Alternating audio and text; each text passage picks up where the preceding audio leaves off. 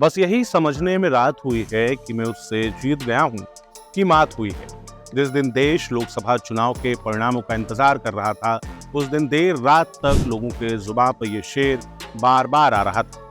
हालत कुछ ऐसी थी कि सबसे बड़े मंदात के साथ आने वाला दल दुखी नजर आ रहा था और दहाई का आंकड़ा पार न कर पाने वाला राजनीतिक दल भी जीत की खुशियां मना रहा था। लोकसभा चुनाव के इन परिणामों के पीछे बहुत सी परतें और हैं। नमस्कार, मैं सौरभ कुमार और आप देख रहे हैं आयुध। आज के वीडियो में बात करेंगे कुछ मायनों के बारे में। जिस तरह लोकसभा चुनाव के परिणाम आने के बाद महाराष्ट्र और उत्तर प्रदेश में बड़ी संख्या में लोग कांग्रेस कार्यालय के बाहर पैसे मांगते हुए दिखे, जिस तरह देश का एक लीडिंग न्यूज चैनल अपनी रिपोर्ट में बताता है कि किस तरह देश भर के मुसलमानों को वोट देने के लिए बरगलाया गया, जिस तरह बार बार फेक न्यूज की खबरें आती हैं, आज के वीडियो में उसी का विश्लेषण करेंगे और जानेंगे कि क्या भाजपा को हुए इस नुकसान और कांग्रेस को मिली इस जीत के पीछे झूठ का हाथ है।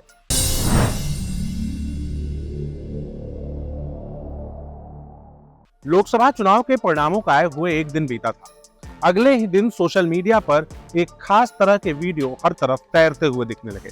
इन वीडियोस में महिलाएं अपने हाथ में फॉर्म्स लेकर कांग्रेस कार्यालय के बाहर खड़ी थी। ये तस्वीरें हैदराबाद, महाराष्ट्र, यूपी जगह जगह से आई। इन महिलाओं का कहना था कि कांग्रेस के कार्यकर्ता और नेता इनके घर आकर बोल कर गए थे कि ये कागज रख लो, कागज में अपना डिटेल भर दो और चुनाव खत्म होने के बाद ये कागज लेकर के आओगे तो आपको 1 लाख रुपए मिलेंगे।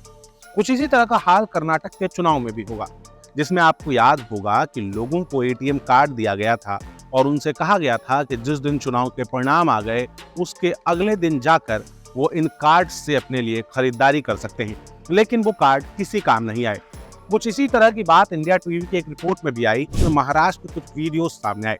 इन वीडियोस में बताया गया कि किस तरह तीसरे चरण के चुनाव के खत्म होने के बाद जगह जगह धार्मिक सम्मेलन बुलाए गए और इन धार्मिक सम्मेलनों में बार बार लोगों से ये बात कही गई कि उन्हें वोट किसको देना है, उन्हें अपना मतदान किसको देना है। इसके साथ ही हम बार बार देख रहे थे, पूरे चुनाव के दौरान बार बार ये बात आ रही थी, CIA की एक रिपोर्ट भी सामने आई कि किस तरह विदेशी ताकतें भारत के चुनाव को प्रभावित करने की कोशिश कर रही हैं। जब चुनाव के परिणाम आ रहे थे उस समय कांग्रेस के नेता सुप्रिया श्रीनेत चलते चलते कमरे में गई। उस कमरे में बहुत सारे सिस्टम और कुछ लोग बैठे थे। उन्होंने कहा कि उनकी डिजिटल मीडिया, सोशल मीडिया की टीम, लेकिन उनकी सोशल मीडिया की टीम पर्दे के पीछे क्या कर रही थी, इस बात को विजय नाम के एक ट्विटर हैंडल अपने थ्रेड में बताया है। इनका नाम विजय पटेल है और ट्विटर की आईडी है विजय गजेरा। अगर आप भी चाहें तो ट्विटर पे जाकर एक बार इस थ्रेड को चेक करें। इस थ्रेड में उन्होंने लगभग 15 से ज्यादा ऐसे मामले बताए हैं जिसमें यह दिखाने की कोशिश की गई है कि किस तरह कांग्रेस ने चुनाव के दौरान झूठ फैलाने की कोशिश की।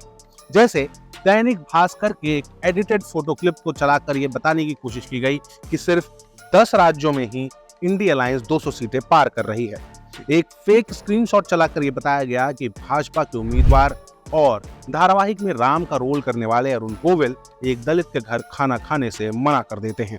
किस तरह आमिर खान के फेक वीडियो का इस्तेमाल किया गया, किस तरह एक 3 साल पुरानी वीडियो को चलाकर यह बताया गया कि भाजपा के लोग दलितों का अपमान कर रहे हैं। सोशल मीडिया की टीम लगातार पुराने वीडियो चलाकर झूठ फैलाने की कोशिश करती रही। बात जातिगत जनगणना की हो या बात इसकी हो कि किस तरह से पुराने कानूनों को हटाकर नए कानून लिया जाएंगे, बात इसकी हो कि महिलाओं को 1 लाख रुपए खटाखट उनके अकाउंट में दिए जाएंगे या फिर रोजगार की संख्या बढ़ाई जाएगी, ये सारी बातें झूठे वादों की तरह ही नजर आती। इसके साथ ही जब हम सोशल मीडिया को मारते हैं तो उसमें भी एक के बाद एक फेक नैरेटिव और फेक खबरें सामने आती हैं। सवाल यही पूछा जा रहा है कि क्या भारत में चुनाव के पीछे दूसरी विदेशी शक्तियों का हाथ था, क्योंकि हमने देखा कि किस तरह जर्मनी का एक यूट्यूबर भारत के चुनाव को प्रभावित करने के लिए बार बार वीडियो बनाता रहा और उसके वीडियो को चलाने के लिए विपक्षी दलों ने जगह जगह पर बड़े बड़े स्क्रीन्स लगाए। उन स्क्रीन्स में उसके वीडियोस को दिखाया गया, जिन वीडियोस में झूठ के पुलिंदे के अलावा और कुछ भी नहीं था। सवाल आपसे है, कमेंट करके बताइए कि आपको भी लगता है कि भारत के चुनाव को प्रभावित करने के लिए झूठ, एजेंडा और सोशल मीडिया का सहारा लिया गया है। इस तरह के वीडियोस लगातार देखने के लिए आप फेसबुक, ट्विटर और इंस्टाग्राम पर आयुष से जुड़ सकते हैं। आपका बहुत बहुत धन्यवाद। लगातार जुड़े रहने के लिए आयुध को सब्सक्राइब जरूर करें।